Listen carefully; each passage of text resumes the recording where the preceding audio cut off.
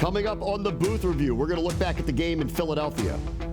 And we'll also figure out what the players did during that mini bye week. And turn the page, because it is Dallas week, London. It does not get much better than Cowboys week. Bring on them Cowboys. On the Booth Review, that's next. Welcome into the Booth Review podcast, brought to you by Microsoft Surface, powering a better game. I'm Bram Whiteside. That's Big Fletch, London Fletcher. We had a weekend off after a Thursday game as we head into our first Dallas week of the season, London. What'd you do over the weekend? Oh, man, I slept most of the day on Saturday. So Friday when I got back from Philly, my son, they played it in the state championship game. So the North Carolina Independent State Championship game was played in Georgia. Now, that's a long story as to why it was played in Georgia. They played a team about 3.5 hours away in Raven Gap County, Georgia. Went down there. It was an epic game. My son's team, Providence Day School, they ended up losing 42-39. Came up just a little bit short in that game. And, after that, got back on the road, drove back to Charlotte 3.5 hours. So I was exhausted Saturday. I sat down, watched a little bit of football, and then it started watching me. Got to go to church on Sunday, so that was a good thing. I didn't do a whole lot other than sleep and watch a little bit of football and spend time with the family. 42-39. Was it a controversial finish? No, it wasn't a controversial finish. It was an epic game, back and forth. Probably the best high school football game I can remember. Like our team would go up 3 points and they come back, get a 4-point lead. We take the lead again by 3. They get 4. They were up 3. We got stopped. They scored, got a 2-point conversion, went up 8. We scored a touchdown, got a 2-point conversion, down 3 with about 30, let's call it 35, 36 seconds left. And their kicker, Providence Day's kicker, my son's team, his kicker had the best onside kick I've ever seen. I mean, there are NFL teams can't have an onside kick like this. We recovered, but we landed out of bounds on the recovery. I mean, it was just a phenomenal, perfect, just couple bounce, small bounce, and high bounce. One of our players jumps up, catches it, but he came down out of bounds, man. And they were able to run the clock out, and that's how they won the game. Send the film to Larry Izzo. We needed one of those the other night. I know. Better yet, send the kicker to Larry Izzo. Maybe he can. I don't know if he's able to come. Maybe he can come teach our kickers how to do this onside kick, because it was the exact way you want to execute an onside kick. What about you? What'd you do for the weekend? So over the weekend, I got to call the Washington Spirit take on the Gotham FC in the NWSL semifinal, which had this ridiculous finish at Audi Field that involved a stoppage time goal, descended to extra time. It got to penalty kicks. And this goalkeeper for Washington, Aubrey Kingsbury, made 3 straight saves on penalty kicks. Like, it was practically unbelievable. So congratulations to the Spirit. They're going to be playing in the NWSL Championship Saturday night against Orlando out in Kansas City. So we wish them the best of luck. And then, like you, Sunday, I just had NFL football on, but it was more watching me than me watching it. I was kind of going in and out of Pittsburgh, Baltimore, going in and out of Green Bay, Chicago. Both were really good, really close games. And I actually want to talk about some of the results because I don't think a lot of stuff broke Washington's way over the weekend. I'll get to that in a little bit. But same thing, like I needed some rest. And I even gave myself a couple days in rewatching the Commanders and Eagles because I wanted to do that before we spoke here. But I needed a mental break. And I think that's like kind of a larger point of this week, honestly. I don't know how you feel about it, but I think the season got long on this team. The schedule hit them at the worst time possible with 2 very, very good teams in a 4-day span. And I think they needed a mental and physical break. And unfortunately, they didn't get a win in either one of them. But I don't know how that kind of sits with you now because I needed it after Thursday night. I didn't rewatch that Eagles game until last night, honestly. Yeah, no, it's been a long season, and I'm sure most of the guys really appreciated the weekend off and just to kind of hit the reset button. Not just the players, but the coaches as well. It's been emotional too, if you think about it, going all the way back to the the Hail Mary play against the Chicago Bears. That was an emotional game. Then you go to your division rival, the New York Giants, play that game. Then you come back and play the short week against. Oh no, you play the Pittsburgh Steelers and another tough football game, and then short week against the Philadelphia Eagles. So the last four ball games have been extremely emotional. Emotion is that the emotional roller coaster. You lose by 1 point to the Steelers, and then you come up short against the Philadelphia Eagles. So no, it's definitely a situation where you need some time off. I started watching a little bit of the game. I'm kind of just weird like this. Uh, let's call it early Friday morning, uh, while still in the hotel in Philly. you know, I did look at some of it, and then I watched it again on would have been Saturday. Yeah, yes, Saturday, and then again today, just looking at it again. And when you go back and you look at it, and I'm sure we'll get deep into it, there's so many things, so many opportunities that we had that we could have definitely changed the outcome of that ball game. And I'm sure Coach Quinn felt the same way once they watched the game. There were enough things that we could have done differently to make that outcome go in our favor. Yeah, I think to go back to your point about and like that it's been long. Like go back to the preseason. They spent 2 weeks on the road. Remember, they went to Miami, they went to New York, they spent full weeks there. They spent a full week in Arizona after the Cincinnati game, which was, I think it was so early, and everybody was just kind of so excited about what they saw that, and I don't think like the season had caught up to him at that point. That was a really emotional thing too that happened. It was kind of the first real like the nation saw them. They saw them do something amazing. Jaden had that kind of coming out party, the catch to McLaurin. It was an incredible win. Nobody nationally thought they were going to win that game. Then they went straight to Arizona. They were out there the entire week, turned around, played a really big game. Then we get to the Hail Mary. I didn't know how they were going to respond after that because that had never happened before. They're getting a tremendous amount of attention. Remember, Dan Quinn even admitted like it took an extra couple of days to really get over it by the time they got to the Giants and they won. And then you could just feel it. Like some of the injuries were starting to kind of add up, especially on the offensive line. Jaden was still dealing with a rib injury. He's got some minor stuff with his hand, which I assume is kind of okay. You could feel the attrition and the weight and the length of the season was catching up to them. And it's just unfortunate that they lost that Pittsburgh game because I think everybody would feel a little different about exactly where they are had they won that Pittsburgh game and they were 8-3 instead of 7-4. I still think they're in an incredible position, but I kind of largely feel like this is a lot of the weight of the season hit them at the wrong time where the schedule was really kind of up against it. And now, long weekend, couple of home games, bye week. I'm hoping it regenerates a lot as they kind of hit the home stretch of the season here. Yeah, no, I definitely feel that way. But even with that, and you talk about the emotions of the Hail Mary game, and we play the Giants and then the Steelers game. All these games, even in the two losses, I think you learned a lot more about this football team in terms of the mental toughness, the physical toughness, the emotional toughness of these teams because in these games you go toe to toe, blow for blow with the Pittsburgh team, and you had the lead late in that game, and obviously Pittsburgh was able to get the late score and win that ball game.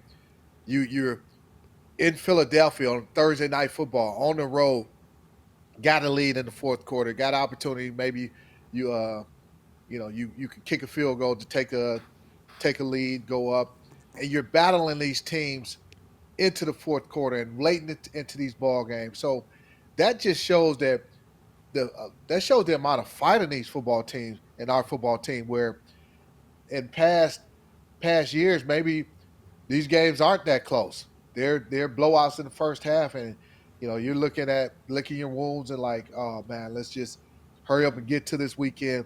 But as you saw, the amount of fight in our team, stand with it. It's a testament to Coach Quinn and the way he's built this team. It's also a testament to the players and how competitive they are. They're not concerned about what's ahead of them. They're just worried about what's what's right in front of them right now, the game that they're playing in. Yeah, we'll deal with next week when we deal with next week, but let's focus on the Steelers. Let's focus on the Giants. Let's focus on the Eagles. Whatever that task is, whatever that opponent is, whoever that opponent is, and wherever it's at, let's focus on that. And you know, you mentioned the reset and hoping not even we got the Cowboys this Sunday, and I know we got a bye coming up in a couple weeks. I'm sure the messaging is to them, let's only focus on the Dallas Cowboys. Yeah. Let's focus on how can we get a win in our building against a division rival to get kind of this 2-game losing streak out of our mouth. Yeah, I agree. All right, let's go through the Philadelphia game a little bit. And I want to go back, and I kind of want to just kind of go chronological order. I mean, I've seen a trend here with Washington when they're facing teams that have big-time threats on the outside, which is, I'm going to turn to Marshawn Lattimore in a minute because we haven't seen him yet, and we don't know what his presence is going to mean for how they can do things differently. But for the here and now, a couple of weeks ago when they played New York, they backed off. I think that they didn't want Malik Neighbors to beat them deep, and they openly admitted that after the game. And therefore, the Giants had a lot of rush yards and time of possession, but didn't have a lot of points. It worked out in their favor. I saw a similar thing. I don't know if you saw it this week as well. A.J. Brown, Devontae Smith is a massive duo. This was going to be a very difficult matchup for them. And they knew it's pick your poison with Saquon Barkley. But early, similarly, it felt like they were allowing a run game to occur. And then when the Eagles got into position, you're hoping for a mistake, or in the case of the other night, misses on field goals, and it worked out in their favor. So I don't know how you kind of saw it early, but I saw a similar, at least schematic thought process by Joe Witt and company. You're just not going to beat us with big plays, and we're going to play the clock, and we're going to hopefully have a lead and trust our offense. But what did you see defensively in the first half that limited to Philadelphia to 3 points? Well, it was a lot of, let's call it two-shell type of situations, showing double coverage type of schemes pre-snap before the ball is snapped, just to kind of invite them to run the football, not allow the explosive plays like you mentioned. Now, I will say this: they may have shown the two shells, but then they would rotate to bringing an eighth man in the box, and sometimes I probably felt like they probably maybe could have did it even a little bit more, but it was a situation where, hey, we don't want to give up the explosive plays. Now, Saquon Barkley, for the most part in the first half, I don't think he really was, he maybe had some 8-yard runs, stuff like that, but not a lot. He was held to under 4 yards per carry in the first half. That was a win. He had like 15 carries for 50-something yards. It was a win in the first half. Absolutely. They invited them to run, and Barkley didn't burn them. Yeah, and that's what you want. They got a two explosive plays, one on a RPO where, you go play action, or you go run and the quarterback Hurst is reading our second level defenders, linebackers, or safety. We come up to stop the run. There's a window open, and he hit A.J. Brown on a slant, and he hit Devontae Smith on a slant.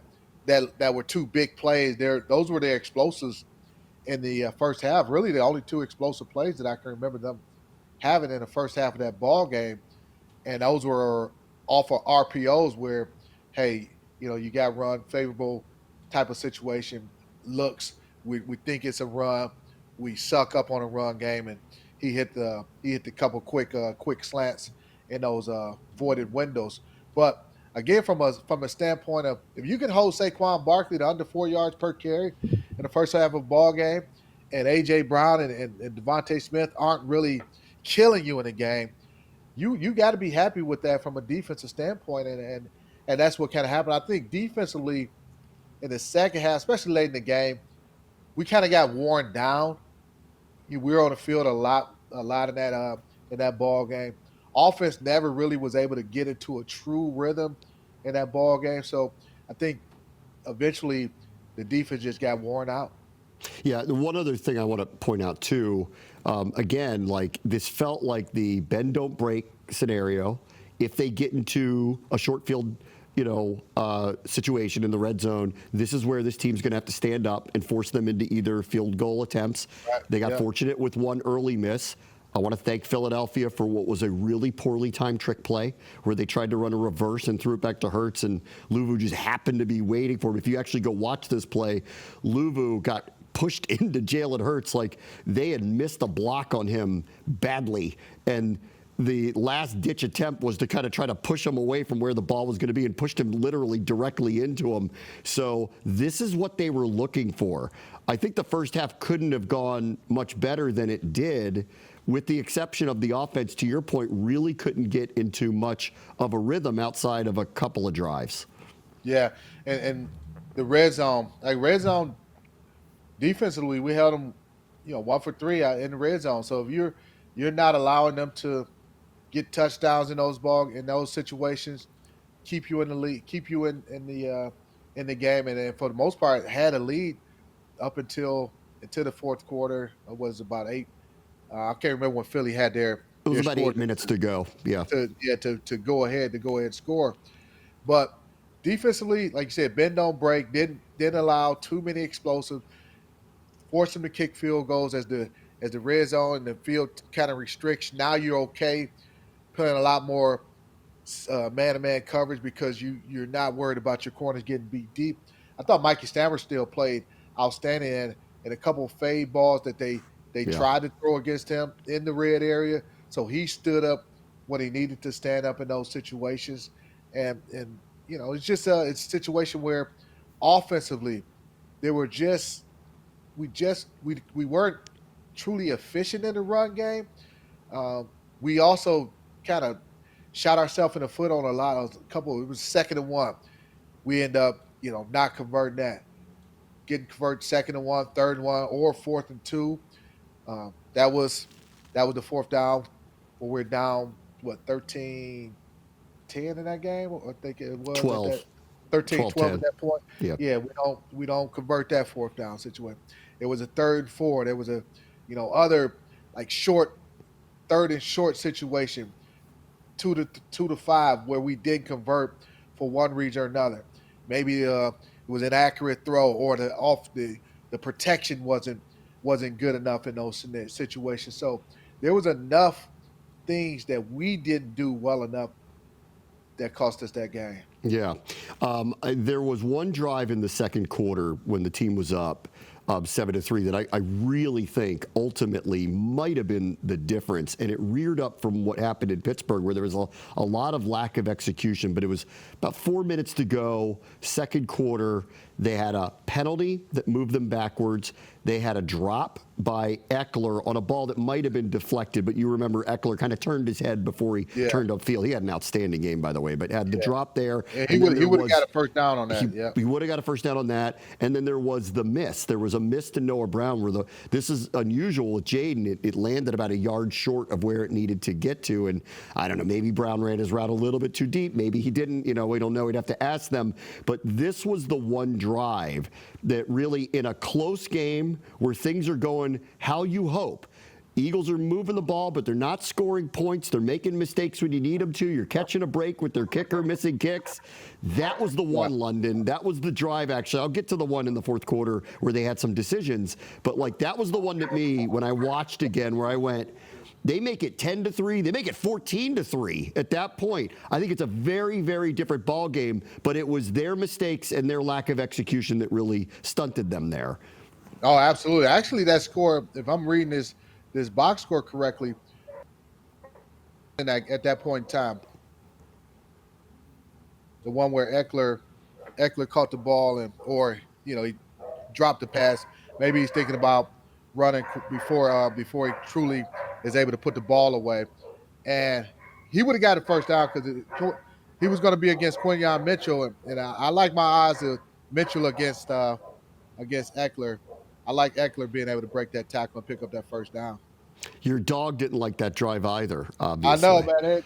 They're getting excited. I'm about to lock them out. Hold on a second. Definitely outcome of the game, and you, as you mentioned, you get a score there, it changes the course of the game too. I feel like. Yeah. I agree. I do want to talk about one player for Philadelphia who really showed up and is going to be a problem that they're going to have to deal with in the rematch in a few weeks and probably moving forward. Jalen Carter has really come on here. And when you watch, rewatch how often he disrupted so many plays, how are you kind of, in rewatching, thinking about him moving forward? He is a problem. And I knew that going into the ball game, he was going to be a problem. And he didn't disappoint. He played the entire game. And that's unheard of for a defensive lineman to play the entire football game, especially a guy with that type of size. He played every single snap defensively, so that shows you what type of conditioning he is in. I would say this, they'll have to look at changing some things up from a schematic standpoint of how they wanted to block him, and they tried to block him, especially in the run game.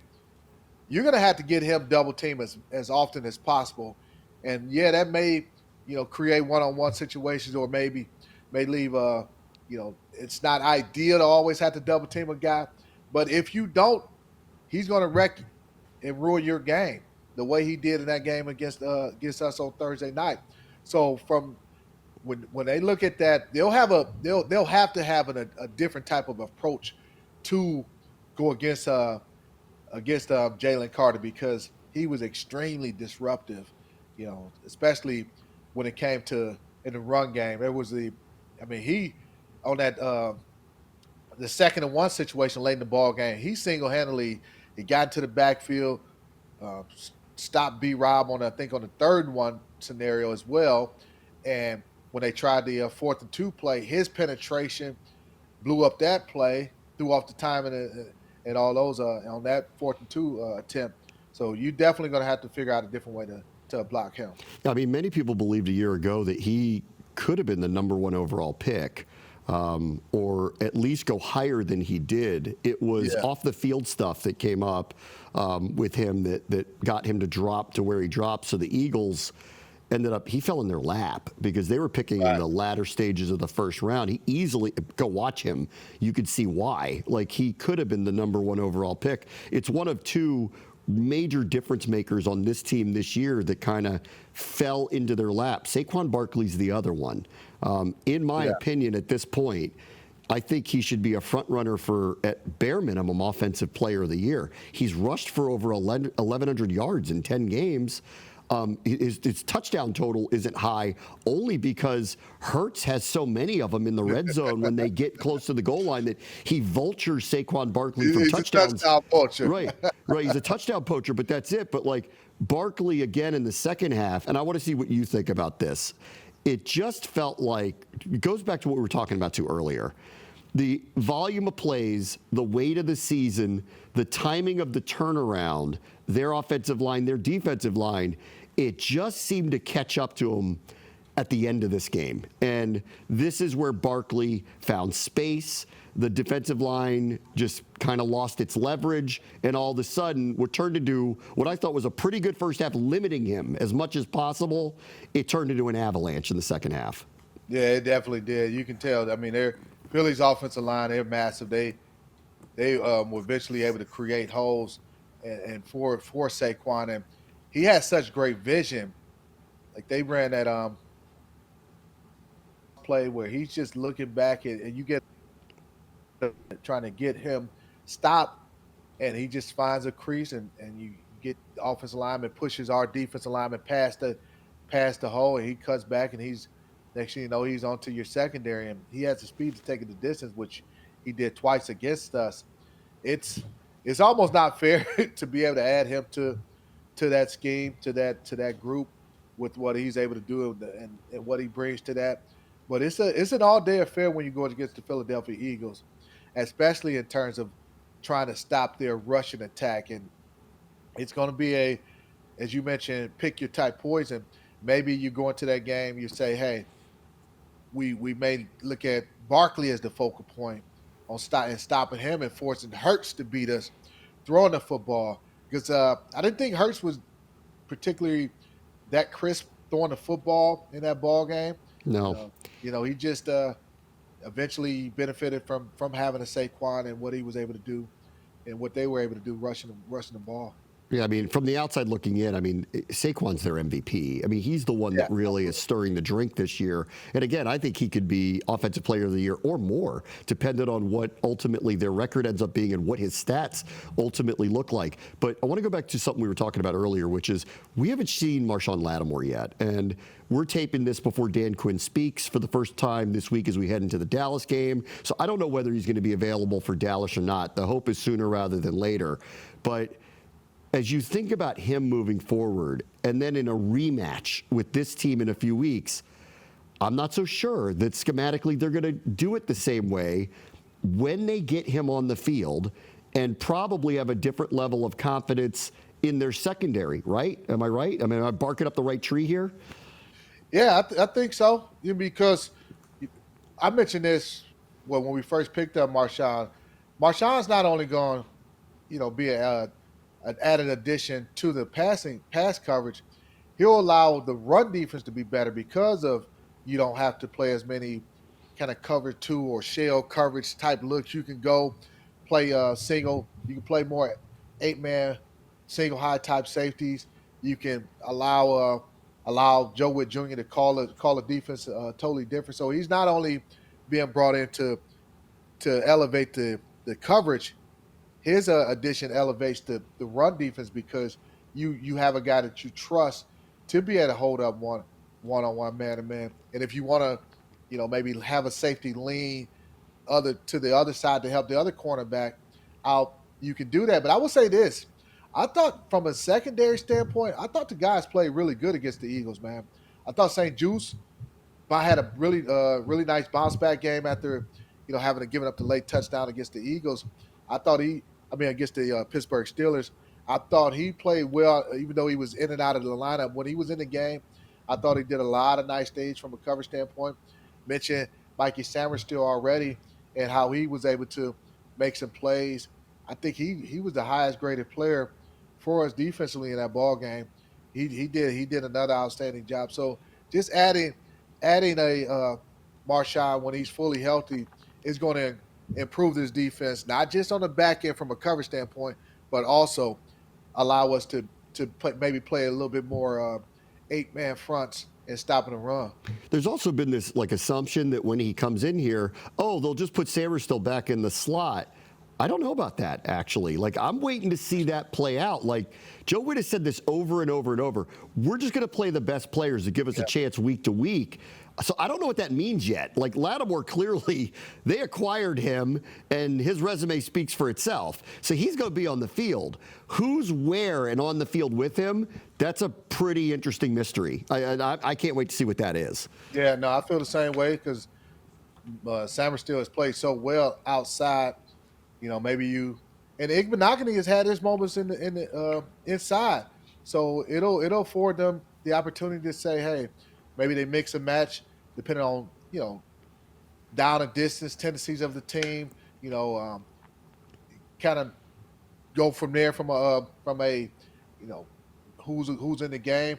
I don't know if you're going to ease Marshawn in a little bit just because getting them familiar with the defense, maybe getting his conditioning back. But there will be situations where I'm sure you'll have all four corners on the football field. And I don't know if you have Igbenogany covering the tight end or you got St. Juice covering the tight end or Samuel. You have options now. And that's the beauty of having, multiple guys who can go out and play for you and play well. Let's get to the drive in the fourth quarter that really kind of turned it, right? So Washington's finally down for the first time. It's 12-10 thanks to Jake Elliott missing the extra point. They get the ball back like they have all year. This was a resilient drive. They turned around. It might have been their best drive since the first half, right? They turn around, they move the ball down the field, they get into position. Second straight game, they got what, in my opinion, was a bad spot. The Bates play, I think, was a first down, and it looked like... I disagree with that. No. Bates stepped out of bounds. He stepped out of bounds short of the first down. Okay. All right, so they get second and one. I know you said he stepped out of bounds short of the first down. Okay. So they get second and inches. They run a run play. Makes a lot of sense. It doesn't work. They go backwards about a half a yard. It's now 3rd and a full yard. They run a run play again. This is where the other defensive tackle, Jordan Davis, came up big and just showed up as a run stopper here. They ran into a wall. This one also goes backwards again, okay? So it's now 4th and almost a full 2. This is the first time that I think that this team made a decision that I just didn't overly agree with at the time. I understand the Eagles had started moving the ball. I understand that like the wear and tear was starting to settle in. But with 8 minutes on the clock and down only 2 in a totally manageable field goal situation, like this wasn't a long field goal, I would have kicked there. And listen, I don't know how you felt about it now, rethinking about it and rewatching it. And of course, hindsight is they lost. So anything that didn't, could have been done different might have changed the outcome. That at the time, that's where I was on that. I don't know where you were on it. I'm okay. I was okay with them going for it on 4th and 2, and it was because of what Dan mentioned. Like field goals weren't going to win this ball game. You weren't going to, win the ball game, win that ball game 13-12 or 15-13. Like you were going to need touchdowns to win that ball game. Still a lot of time left in the game. If they kick that field goal there, it's still about 8 minutes left in the ball game. Yeah, so that's a lot of football left. I didn't think the execution was great of the play, and part of that I mentioned earlier was Jalen Carter being able to get penetration.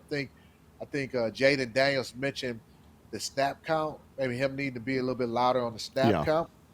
When they look at it, they'll look at execution, but they also may look at play selection. Was that the best play selection for us? And so those are the things that they have to really look at. Cliff has to really say, all right, going forward wasn't the mistake. Was it the best execution, and was it the best play call? Those are really the two things that they need to answer the question of. I don't have a problem with them going for it. I thought the 2nd and 1, Jalen Carter, he disrupted that 2nd and 1 situation. Could be Rob have, maybe tried to stay inside, lowered his head and tried to just get what he could get. Maybe he picks up the first down, pick up that first down on 2nd and 1, possibly. 3rd and 1 situation, the Eagles, they just, as you mentioned, you ran into a brick wall. So I'm okay with the play. I'm okay with them going for it on 4th and 2. The execution and the play selection, those are things that Cliff and Dan and they'll have to figure out, how were those things as part of the equation. Yeah, I mean, the execution wasn't there. So in hindsight, could they have burned a timeout to make sure they were all on the same page and get it right?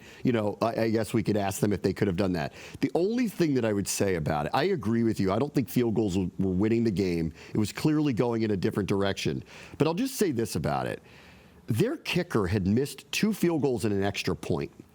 And if you take the lead with 8 minutes to go, you wonder, or I wondered, would Philadelphia make unusual decisions if put to the test because they didn't trust their kicker late? And so that was part of it for me in feeling like I think I just would have taken the points. Because if Philadelphia gets down even to the 25-yard line and they get in the same spot that Washington's in, do they trust their kicker at that point based on the night he was having? And that's why I was kind of more for, let's take the points and roll the dice here, that this team is going to be concerned about their kicking game if put to the test.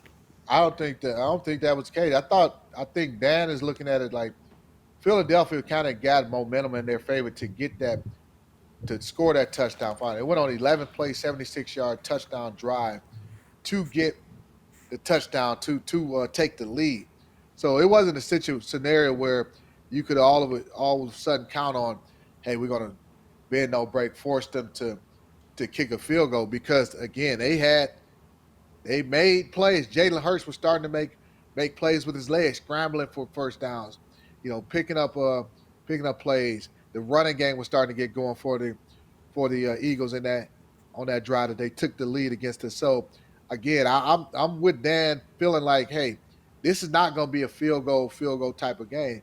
Philly has momentum. They're starting to kind of get some momentum going, scoring touchdowns. And if you look at it, they scored 3 straight touchdowns to kind of close that game out. Yeah, it really turned. Obviously, it really turned. All right, at the very end, let me get your thoughts on this too, because at the time, I didn't think much of this. Once the score got to where it got to, and it had kind of turned in that 4-minute period, the fact that Washington, it took them as long as it did to score the touchdown to make it a one-score game.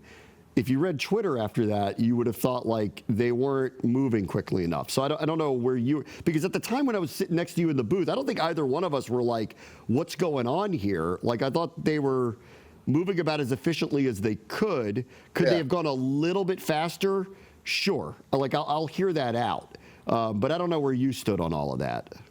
I stood from the standpoint the Eagles weren't going to allow us to have big plays.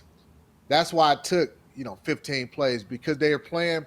They went back and they played true split safety coverage where it forces you to throw checkdowns. They only rushed 4, so they were allowing their 4-man rush to get at the Jalen. They were having success with just a 4-man rush, and they were keeping everything in front of us. We were still going no huddle, but they weren't going to allow you to get those big shots. You were going to have to settle for a 5-yard check down, a 7-yard pass. They weren't going to allow the explosives to take place in that scenario. They just weren't going to allow it. So Twitter can say what they want, but the Eagles were not going to allow us to have the big plays over the top. And that was some of the people were like, well, why didn't you target Terry a lot? Why didn't they target Terry a lot? What were the big plays to the wide receivers?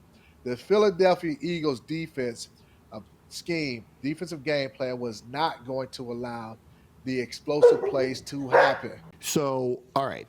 On the passing game, I agree with you. And I think what was different really about this one as opposed to some of the previous couple, Philadelphia was winning with 4 a lot. And I think that's testament to Carter, who was extraordinarily disruptive, and a testament to their team as well. But I agree with you that I think the passing game was stunted a lot by how much they were winning with 4 the other night. Oh, yeah, true, absolutely. And also not really being able to run the ball as well against light boxes, 7-man boxes.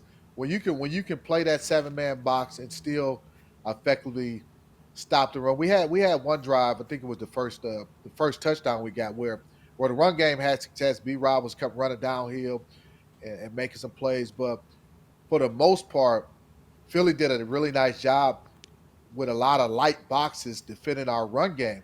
And when you could do that, that allows them. They were having late rotation to a single high safety or to bringing an 8th man into the box, but they were. That 8th man in the box really wasn't having to get involved in the run game because the linebackers and the defensive linemen for the Philadelphia Eagles were really handling all the things that they, and therefore you don't get to have the major play action passes. Now we were able to get some play action in the drive, get Jalen out on the edges, hit Terry on a comeback when he finally caught a ball in the 4th quarter. But in terms of play action, deep shots, things like that, that wasn't going to happen. There were opportunities where you had receivers open. There were some inaccurate throws by Jaden, and there also was some protection issues where maybe he needed a half a second more to be able to get to a certain read, or maybe Jaden may have been reading one side as opposed to reading another side. So there's again enough things that we didn't do well enough in that ball game that we can look at and say, you know what, we correct these things, the outcome is totally different. So every team hits adversity, every single one of them. I thought Dan Quinn said it well the other day. Sometimes it happens early, sometimes it happens in the middle, sometimes it happens late. I look at this group, and I know they're new, and everything's new, and every week we're like, let's see how they respond to this, good or bad. Whether it was the Cincinnati game where I'm like, that was really emotional. Now they're going on the road for a week, West Coast trip, short week. How are they going to respond? Responded really well. When they had the loss to Baltimore, we were like, okay, that's their first real loss. I don't even really count the opener that way. First loss. They called it a heavyweight fight. They wanted to see where they stood. They lost the game. How are they going to respond? Really well. Blew out the team that they played the following week. The Hail Mary, extraordinarily emotional. They had to go on the road. Giants have to win that game if they want to keep their season alive. They win anyway. So they've answered a lot of these questions. This is now they're on their first 2-game losing streak. Clearly, physically, they needed a break. It was so obvious, even going into Pittsburgh, let alone playing 2 games in 4 days against really good teams. I look at some of the veteran leadership, and I go, Zach Ertz, Austin Eckler, Bobby Wagner, Terry McLaurin, hopefully Deron Payne, Jeremy Chin, guys who've been around the block, especially some of those initial ones. I'm hoping we're leaning on them to see how do you get through this, because a couple of the players who played their best the other night, when we're talking about all these things, Eckler was outstanding, specifically in the passing game. Ertz came through in the end when they really needed him and started targeting him. He made a crazy one-handed catch that was kind of lost in all of it. That 2-point conversion catch was ridiculous, the one that he made. I'm hoping that veteran leadership helps this very new team get things righted and back going in the right direction again. It will. I'm definitely confident in that leadership, not just with the veterans, but also from the coaching staff standpoint. You have these coaches who've had so many experiences of being in the NFL, having a long season. We got a young team in certain areas, but we also have the right players in certain situations as well. You got guys who've won Super Bowls. You have guys who've been through the battles. They're extremely battle tested, and you'll lean on that. Adversity is a part of sports, and you love that. And I think, again, you learn so much more about your football team during times like this than you do when everything is going well. When you're on a 4-game winning streak and everything is, everybody's patting you on the back, the sun is shining, and man, you're on top of the world. Then you get into a lull. You get into a 2-game winning streak. 2-game losing streak. Now, how are you going to respond? How are you going to look at it and truly say, okay, these are the areas we haven't been good enough in that have aided in us being on this 2-game losing streak. How do we get better? How do we do? What are the things that we need to do? And a lot of times, it's not even where you verbally say something as a veteran guy. It's what are you showing on a weekend, a day in, day out basis in the meeting rooms when you're on that practice field, holding guys accountable, holding yourself accountable, how you're going out carrying out your business, and the other guys, they see that and they say, man, this is what winning players do in order to get themselves back. How about Jaden Daniels? Clearly, the rib injury had affected him for a little while. I'm feeling like the season's getting a little long on him too, and maybe this long weekend and the upcoming bye is going to be very helpful for him as well. I'm hoping, that's what's going to be the case. We haven't seen a lot with his legs the last couple of weeks. In this particular game, you saw him backing up in the pocket a little bit more than I was accustomed to seeing in recent weeks. So what would you say to Jaden Daniels as he took this little weekend off, turned it back around, and he's got a third of the season to go? And sometimes you just need that weekend to get away. You need a few extra days to get your body together. I've dealt with the rib injury, and it's not a situation where in 1 week or 2 weeks all of a sudden you're back to 100%, man. Those things, because he's still playing, so there's games where he's still taking shots in those areas. He's getting hit in that rib. So yeah, maybe it's not a situation where he has to come out of a ball game, but it is a scenario where it delays the healing process. He plays a position where he's always exposed in that area. So you're going to take shots. Him getting away, being able to kind of get a few more days to recover mentally, physically, all those things, emotionally, because it has been a long season. If you think about the 3 preseason games and now already played 11 games, that's 14 games that he's played. That's a college season. Yeah. He's had a college season, and we still haven't had that bye. This is going to be I think it'll be wonders for him. As you mentioned, Jaden kind of maybe retreating a little bit in the pocket, more so than we've grown accustomed to. It could have been hey, the pass rush, he could feel a little bit of pressure from Philly because of the protection wasn't quite what it needed to be. Or it could be, hey, if I step into this throw, maybe I might get hit, things like that. So it definitely wasn't his best showing in terms of being in the pocket and stepping up and things like that. But they'll I think he'll be okay. Yeah, and I think the O line has needed the break too. I think that's the Yeah. unit that's really like stood out to me. It's needing a bye week really badly. All right, last player from the game the other night, and just the season in general. I just want to get your thoughts on him. We've talked about him a lot, but Frankie Luvu. I mean, I was excited when they signed him because I saw the energy he played with in Carolina. This might even be better than what I expected out of him. He has been a chaos agent for them throughout the entire year. His energy's infectious, and he is consistently, week after week, making 1 to 5 plays that can change the outcome of games. And as a former linebacker who I'm hoping one day and very soon is going to be in the Hall of Fame, what do you make of what you're seeing of the season that he's having this year? Just phenomenal. Just phenomenal. I think you mentioned it, him just being a chaos agent, and you saw what he did in Carolina. Part of him playing in Carolina, he was doing a lot of this stuff down here. I live in Charlotte, as I mentioned multiple times. But when you're playing in a small market, not a lot of the country gets to see you.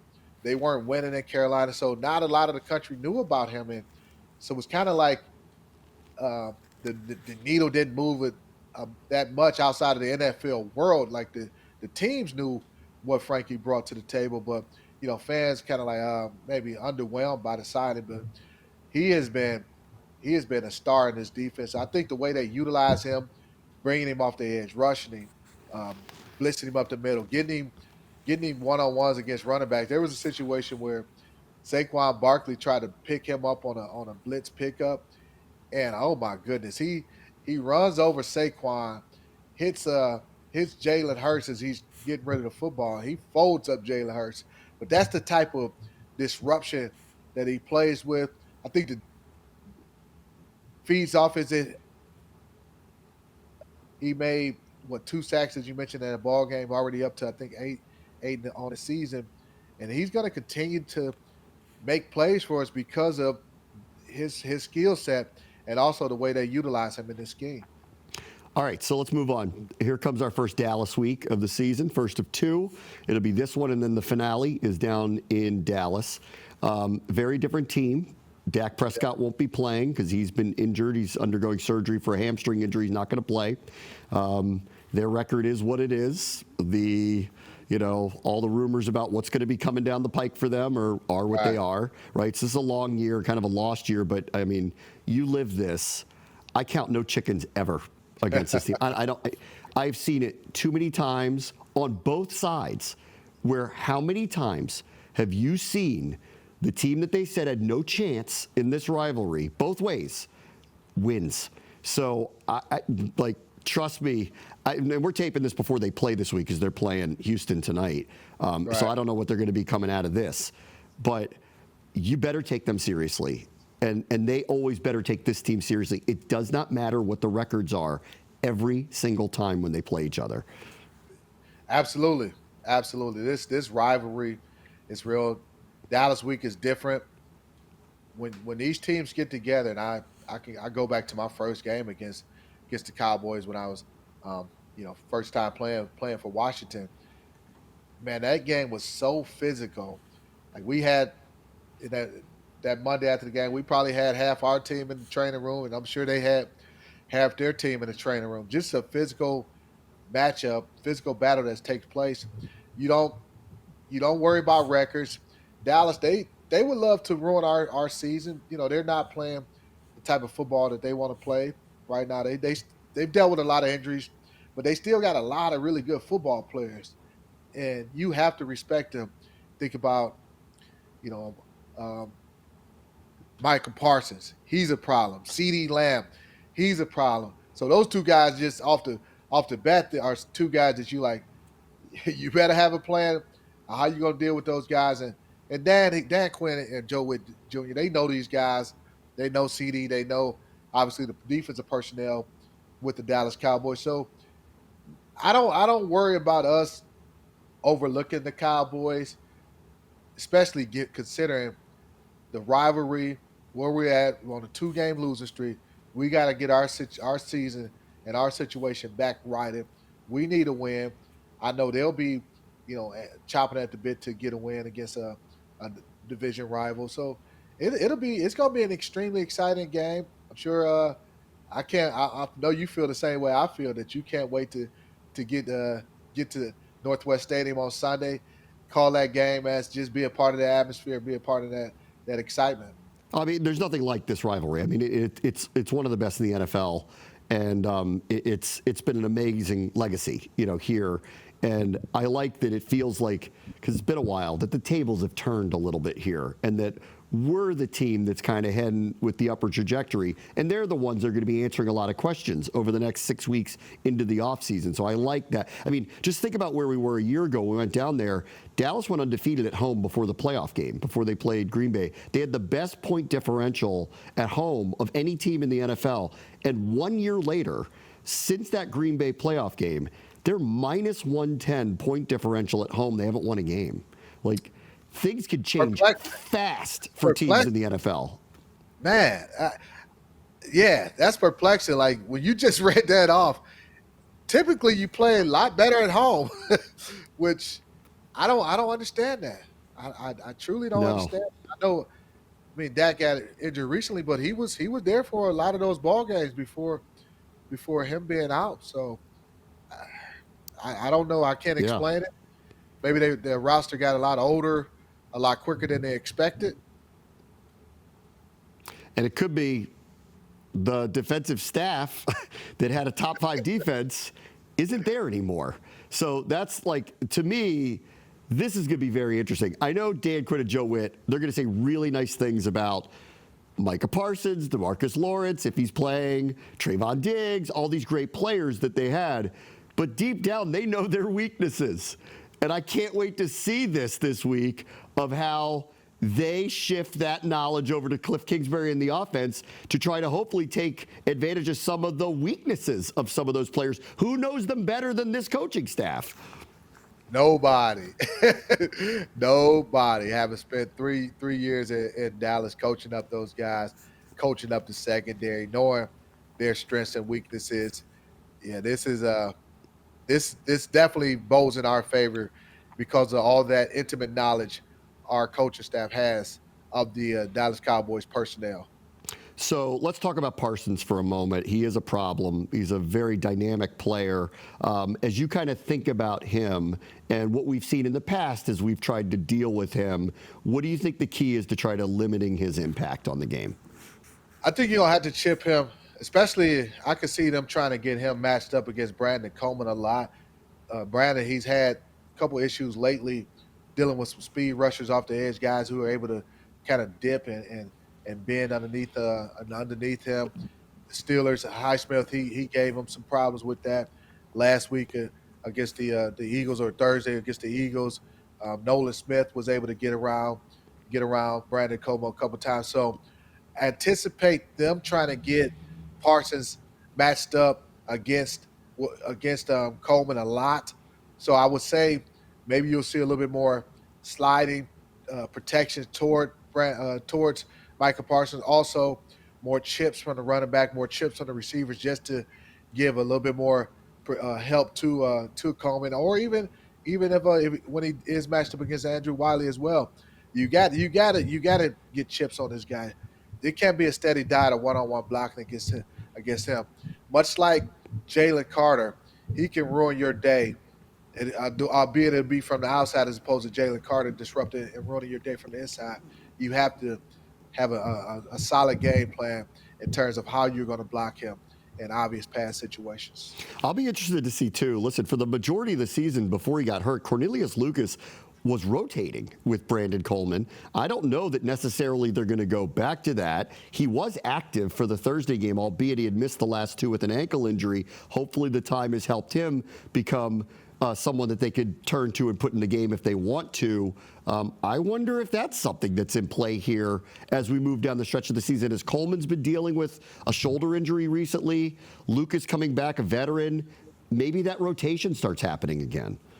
It's possible, and maybe they felt like, okay, Cornelius he's healthy enough to be dressed in this ball game, but he was dealing with an ankle injury, the added rest of not having played several weeks, even and not even playing in his past ball game against the Eagles.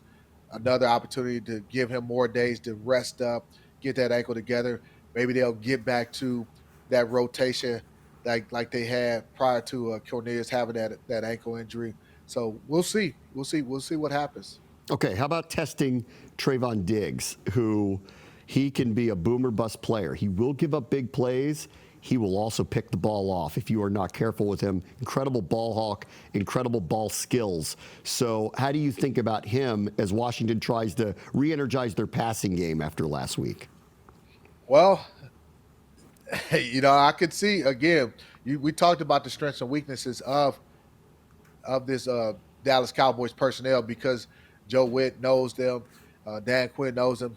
They will understand how they can take shots, whether it's getting a Terry and running slot phase or Diami or whatever the case may be, how they want to attack him. What ways is it double moves? Is it whatever he struggles with? They will put those things in the game plan, and from there, is the protection good enough when you have those shot plays called to take advantage of going out against him? But he's still a tremendous cornerback, and he makes a lot of plays. So I we need more explosives from our passing game. That's been a part of it, being able to run the ball effectively. Dallas, I don't think it. I haven't looked at their stats, but they hadn't been running. They hadn't been stopping a run too well Yeah. in the past. Not sure if that's still the case. So maybe being able to run the ball a little bit more, force them to get into that single high safety looks where you can have one-on-one opportunities outside with your receivers against their corners. I mean, this has been going on for a few years now that you can run the ball on Dallas, specifically between the tackles. They haven't been really that strong up the middle. They're very good as a pass rushing unit and have been for a very long time, but you can run on them. And listen, when Washington was going at the clip offensively that they were going before the last really just couple of weeks, they were basically a 50-50 run-pass team, and they were rushing for 150 to oftentimes and on multiple occasions over 200 yards. This screams a B-Rob game. You really want to shut down someone like Parsons and Diggs and take them away from having a massive impact on it, run it down their throat. And I have a feeling this is a B-Rob game this weekend. Yeah. I just looked at the rush defense stats. The Dallas Cowboys are 31st in the National Football League and rushing yards allowed per game. They average 152 per game. Yeah, bad. Yeah. The worst. On the flip side of that, we're 30th. They allow 149.9, but I don't think Dallas has that type of running game that we could. Yes. Be able to run for 150 yards. Listen, the last couple of weeks they have faced two of the better rush offenses in the NFL. Najee Harris had a 3 straight 100-plus yard streak going into the game against Washington. Saquon Barkley's having as good a season as any running back in the NFL, with the maybe exception of Derrick Henry, but he may have surpassed him at this point. He's having just an outstanding offensive player of the year type season. That's not, all due respect, that's not the situation that's coming in with Dallas. I think the idea here is, can you, and this is what Washington's focused on the last last few weeks, they don't want to get hit with big plays by primary receivers. Malik Neighbors, A.J. Brown, Devontae Smith, those numbers were down in places where you're comfortable, feel pretty good about. They didn't hit you for any real big plays. You got to remove CeeDee Lamb. I mean, that is the primary weapon that they have that can hurt you specifically down the field. So we'll see how they handle him this weekend as well. Yeah, and I think eliminating CeeDee Lamb will be major because he's the one guy that I look at on that offense that can bring energy to that offense and energy to that team. If he's able to make explosive plays, then that's going to energize the rest of the team. That'll get that unit playing better than what they, talent may say they should be playing at, or just where they're at in their situation from a health standpoint. And also it could energize that defense. So limiting him, not allowing him to make big plays will be the key. As I get back to that Dallas Cowboys defense, Bram, it gets even better. Over the last 3 games, they're allowing 170 yards rushing per game. So this bodes extremely well for us. It's the B-Rob being game. able, I being able remember. to run the football. Yeah, a few years ago down the famous one in 2020 on Thanksgiving down in Dallas, Antonio Gibson had a 3-touchdown game. It was like one of the most memorable games of the Ron Rivera era. This feels like a B-Rob game. Like it feels like one of those where 100+ multiple score type of day. He looked good, by the way, the other night. I was waiting to see what that would look like. He'd missed a couple games with the hamstring. It was a short turnaround. The run he had prior to the 1-yard touchdown run, that was vintage Robinson against the Eagles. Oh, it was, man. And just he showed his explosiveness, his ability to cut, get downhills, breaking tackles. That would have been an awesome highlight. Think about the call that would have been if he would have scored on that play. Felt like we got robbed. We did get robbed on that. A half a yard short of getting to that end zone. But man, you mentioned him. He did look good. He looked explosive. He looked like the hamstring was not an issue for him. Being able to kind of get back to where he needs to be. Having a few more days off and before the game next week against the Cowboys.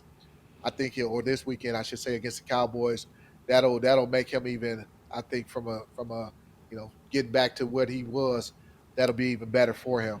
So last ones I want to bring up because there are players on Dallas going to be motivated to show Dan Quinn. I'm sure there's great rivalry between these two teams. I want to see a big one from Dorrance Armstrong, Dante Fowler, the ex-Cowboys that left Dallas, came with Dan Quinn and Joe Witt. Armstrong was really coming on in the middle of the season. Then he suffered that upper body injury, took him out for a game or two.